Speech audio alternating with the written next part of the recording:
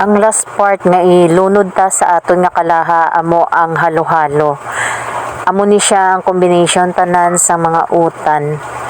Kag halo-halo ang tawag ini sa amon sa mga Ilonggo. Samtang naga-enjoy kita sang paglunod sang aton nga mga utan, naga-enjoy man kita sang sige kalugay-lugay sang aton nga ginaluto kay kung feel ta kuno kag in the presence of mind ang aton nga ginaobra, perfect man ang result sini nga magwa kag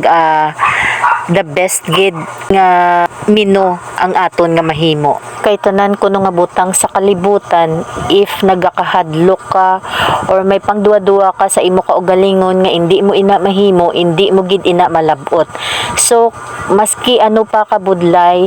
ang tanan nga mga butang, kinahanglan naton nga mag-try. Kung nagaluto ka kuno sa imo paminsaron, gahambal ka nga ang akong siguro nga resulta sang akong ginaluto law ay ni sabor or hindi ni siya manamit, pero Pero if you try sa imo nga kaugalingon nga himuon mo ina nga magluto ka nga ara sa imo panghuna-huna kag may pagpalangga sa imo ginaobra, ma-perfect mo ina kag makasiling ka sa imo nga kaugalingon nga kaya kumangali sa pag-umpisa lamang ina ang mabudlay kag kung sa tayuyon mo nga ginahimo ang imo desire sa imo kaugalingon, sa ulihi makita mo gid ang resulta nga manami. Kung nagapaninguha ka sa isa ka butang nga maayo, kinahanglan mo ina sang pagpursigi sa imo nga kaugalingon,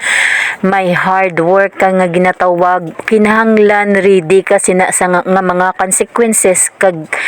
kinahanglan amat-amat mo ina nga buhaton para sa kaikauswag sang imo nga desire nga ginatawag. Kung hindi mo kuni i-try, hindi mo ina mahibalan. Pero kung isa ka katawo nga adventurous ka sa imo kaugalingon, tanan nga butang nga imposible, kag wala sang butang nga hindi mo ina makuha kung hindi mo paninguhaan. Just like margarine, it brings sparkle to our life. Nagahatag ini sang sabor kag manamit sa aton nga ginaluto kag the best ang aton nga mangin mixture sini kay nga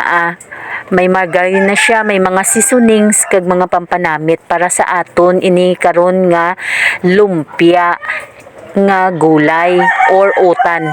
Pagpasensyahan nyo na nga kadahambal ko diri may ara gid nga gatuktura okay, ang manok kay ari dilapit sa akon ang amon nga mga manok. Wala na kita nagdugang sang aton nga tubig ha. Pamalunta na lang ang sabaw sini nga nagahalin sa aton nga mga utanon. Gintilawan tang aton ginluto kag okay na ini siya.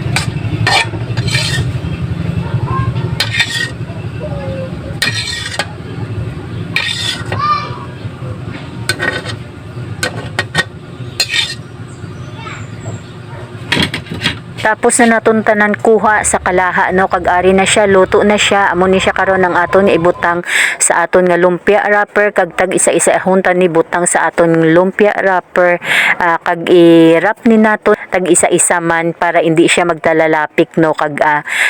this is the result sang aton nga inugbutang karon. Nagisugdan ta naman sang aton nga paghimo no sang aton nga lumpiang gulay no, ginbutang ta na sa wrapper tag isa-isa para hindi siya nang mawasag bala. Kinahanglan naton nga hinay-hinayon lang, ipilo naton ang sa kilid kag kilid una, tapos ang sa tunga, tapos i-wrap naton kag bas-o naton sang tubig tag isa-isa ang aton nga ginarap no kag kinahanglan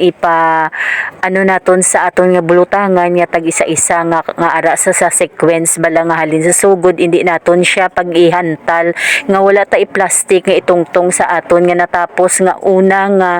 pag-wrap naton sa aton nga lumpia kag tapos kung may plastic na sa babaw amo naman pagbutang naton sang another naton nga natapos nga wrap nga narap nga lumpia no kay para pagbutang naton sa ref hindi siya tanan magtalalapik no kag hindi kita mabudlayan pagkuha sini kung time nga iprito na naton. So kinahanglan gid na naton nga ipangbutang gid sa proper way nga nakahilera gid siya nga hindi naton pag iwas-ag-wasag. Tapuson tagini siya tag isa-isa ang kainta kabilog nga lumpia wrapper no para maubos tong aton nga inubutang sa iya nga suludlan no para manginisan na siya kalumpia. Amo pa lang ni ang aton natapos duwa pa lang kabilog kag tayo tuyon lamang naton nga obrahon kag amo na ni siya ang akon na naumpisahan nga natapos kag may ara pagid sang madamo pagid nga kasunod sini kag ubuson ni naton tanan asa nga marap ni naton siya sa aton lumpia wrapper para ready na ini siya karon para sa aton nga plerituhon. As usual nga una ta ginahimo no kung magprito kita sang aton nga mga mino kinahanglan naton nga i-on anay ang aton nga lulutuan tapos ibutang naton ang aton nga kalaha tapos painiton lamang naton ang aton nga kalaha kag amo pagbutang sang aton nga mantika. Once init na siya kaayo pwede na naton ilunod ang aton nga lumpia nga nahimo no kag kinahanglan medium heat lang.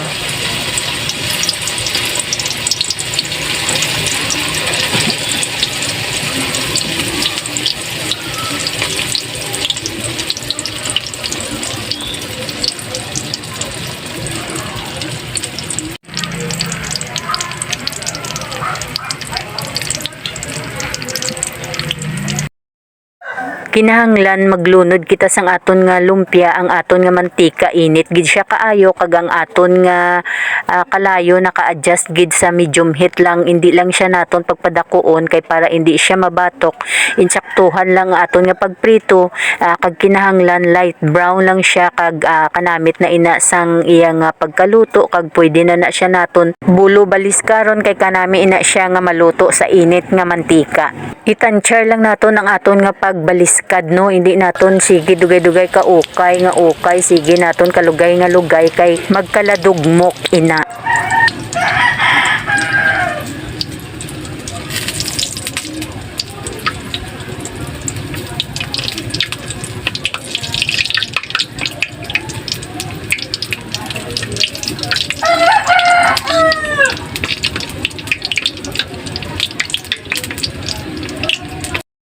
Ari na ang finished product naton sang aton nga utan nga lumpia or lumpiang gulay sa Tagalog nga ginatawag no. Kag isa na naman kami no ang aton natapos sa sining adlaw ari na siya ang aton nga finished product. Ipakita gid naton ang aton natapos sa sining adlaw kag duwa siya ka ara sa gamay nga suludlan no kag amo na siya ang aton nahimo sa sining adlaw 30 pieces na siya nga lumpia ang aton nga obra. Kag kanamit na naman sang aton nga ngirit-ngirit kag nagapagpukagpuk naman kita sang mananam kag manamit nga lumpiang gulay kag salamat gid sa tanan no sa pag watch sang akon nga video no kag lantaw always kag please like and share sang akon nga mga videos and thank you for watching and God bless.